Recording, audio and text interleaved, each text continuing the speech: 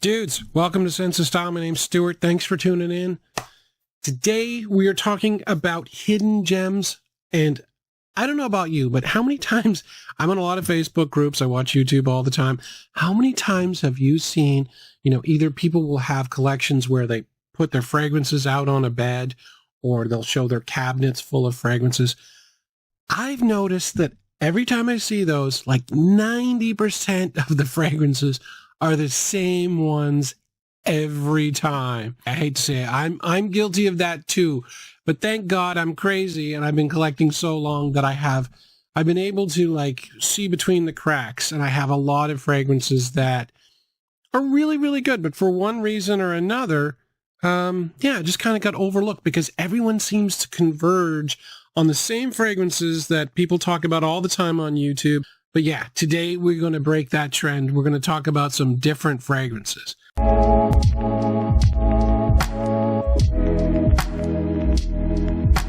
Okay, the first fragrance I'm going to talk about is actually moved up the list quite a bit from when I first started. It is Bulgari pour Homme. I had my list all made for this, and when I haven't smelled a fragrance in a while, and this was one of them, I'll put it on, I go for a walk, and I put it on, and I sniff it, and the more I wore it, I'm like, damn, this is better than I remember. I'm like, I'm gonna have to move this up the list. And I kept going, there's something familiar about this though. There's something I checked the note breakdown and I was like, oh my God. 2 of the top 3 notes that people pick up with this are tea and musk.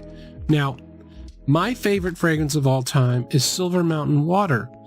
And the 3 notes that are most popular with that are tea, musk, and black currant.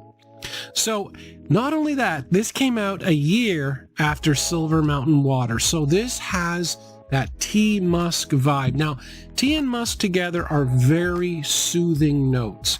And Silver Mountain Water was designed so that it would remind you of a stream in the Swiss Alps, right? So I don't know how they do it, but it manages to be quite soothing. All this is a ripoff of Silver Mountain Water, but with heavy wood. So it's kind of like an office version of it. Now, the two, actually, other than the tea and the musk, they go in separate directions, but I definitely picked up the similarity. So if you like Silver Mountain Water, you like that soothing vibe, it's definitely here, but more in an office form. Next up, we've got La Nuit Alum Eau de Parfum. This one, I know exactly what happened, and the same thing happened with Jora 2020. Jora 2020 came out, everyone was expecting iris, there was no iris, so everyone said, oh, well, it must be crap. And the rating went to all hell. But because Dior has a very high profile, people have started to come back to Jora 2020 and they realize, oh, it's not that bad after all. So it was saved.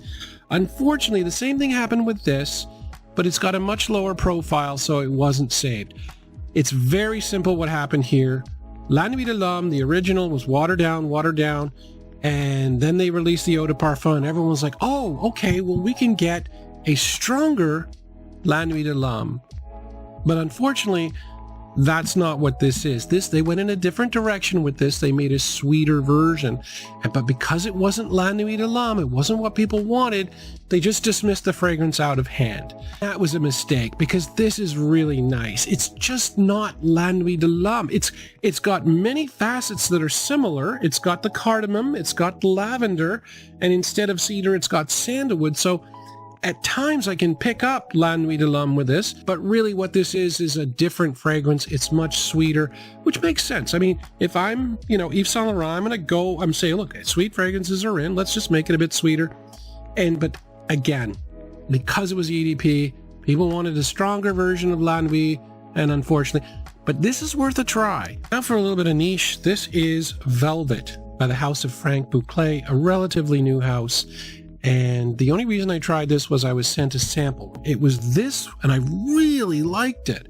And I liked it so much that I plunged and bought a bottle of niche, and that's rare for me. Now, the reason that you haven't heard of this, again, marketing failure.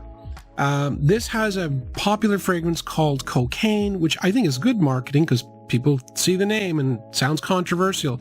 This, I think, is a really perfect fragrance for the modern male, but they kind of marketed it for women. First of all, I find this bottle to be pretty feminine. This is a unisex fragrance, but it's part of the Romantique line, which is like, again, how many guys are going to go check out the Romantique line with a white bottle like this in a pretty obscure house? And then when you see the note breakdown, that puts people off even further, or puts men off. It looks like something that Ariana Grande would produce. It's got plum and cotton candy. Now, all of this sounds really bad, like the last type of fragrance a guy would ever try. But this is unisex because it's heavy, heavy woods. Lots of cedar and sandalwood in the base. And this ends up flattening out, and you lose a heavy sweetness. And this turns into what is pretty much a prototypical fragrance that men wear these days. This is to me a hidden gem. Now, it is niche, but the price has come down quite a bit. Fragrancebuy.ca, I had a bunch of these. I suspect we're trying to get rid of them because nobody was buying it. So they sent out samples and then they dropped the price quite a bit. Haven't checked the price lately, but for niche, this is going, well, it's still niche pricing, but it's much on the lower end.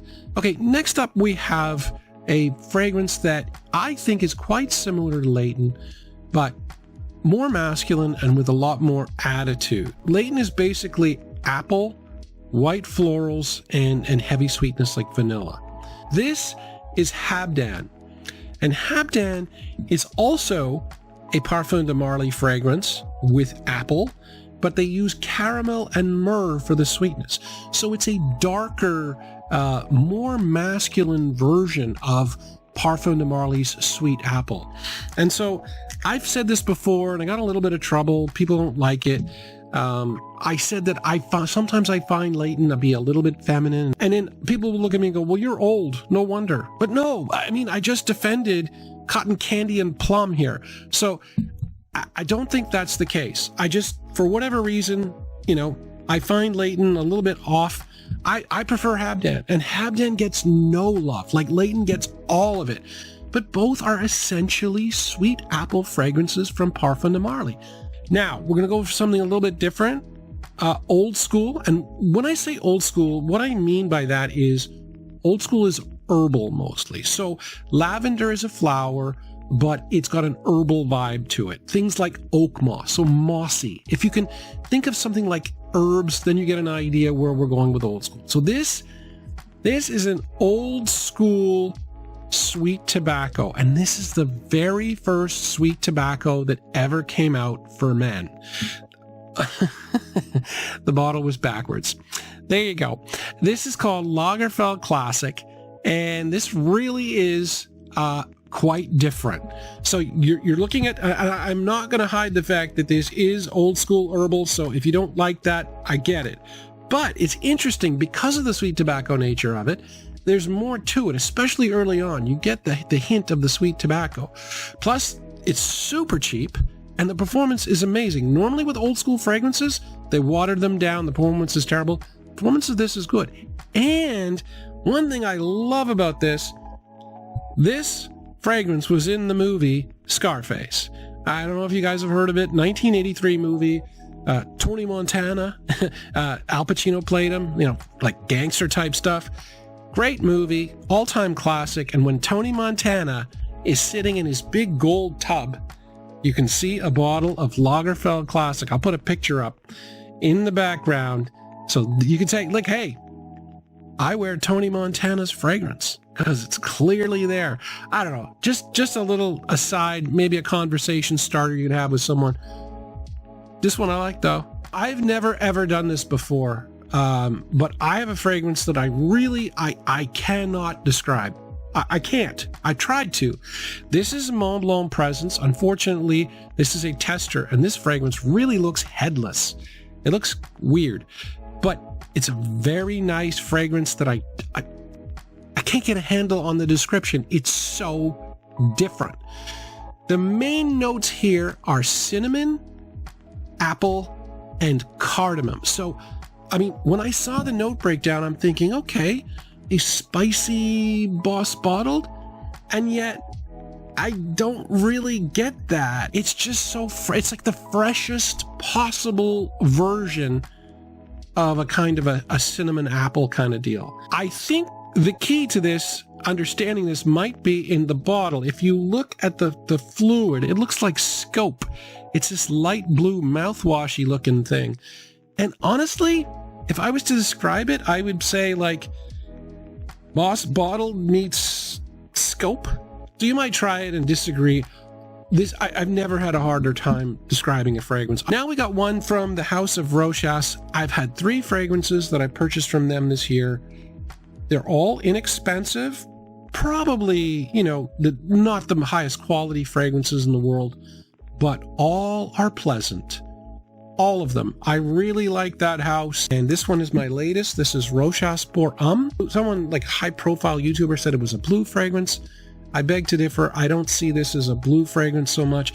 There's way too much fruit in this for it to be a blue fragrance. It has tons of pineapple and orange in it, so it's very juicy.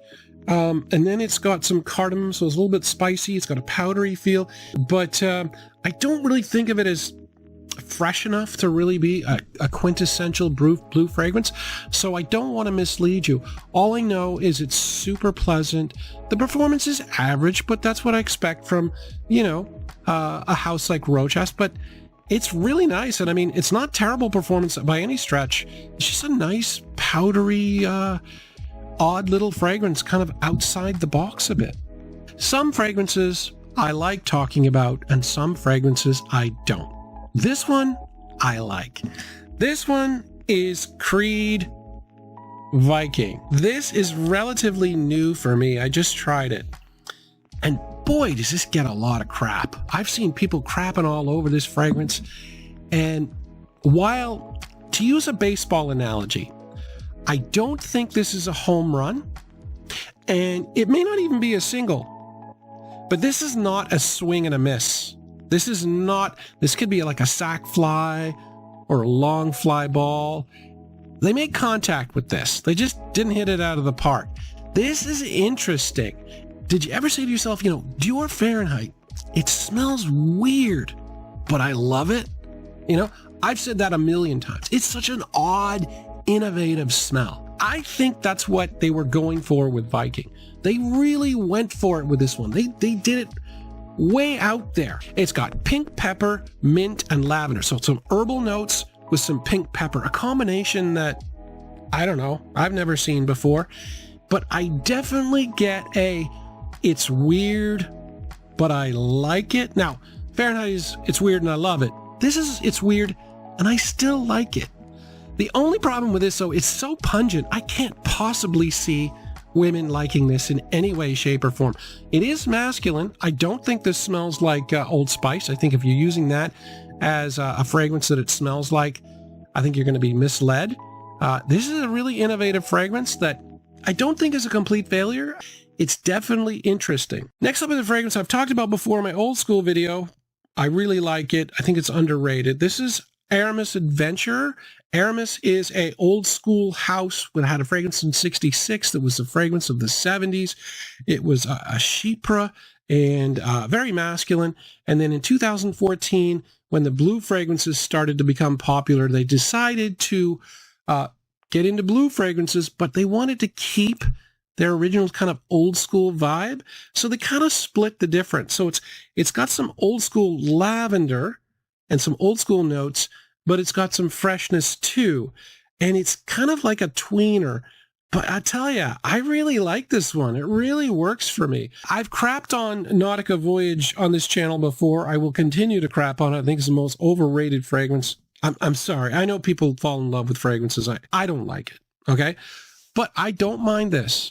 This is Heritage by Nautica Voyage. So Voyage Heritage. Now, the way I look at it, I see Nautica Voyage smelling a little bit like Chrome, like a cheap version of Chrome. This is more of like a cheap version of Percival, Parfum de Marly Percival. So it's a little bit more herbal. And yeah, I'm not a huge fan of this. So this is not exactly a hidden gem. But if I'm going to go in the direction of Nautica Voyage, I'll take this every day of the week ahead of the regular one. Hopefully there's something there for you. Thanks for watching. Take it easy.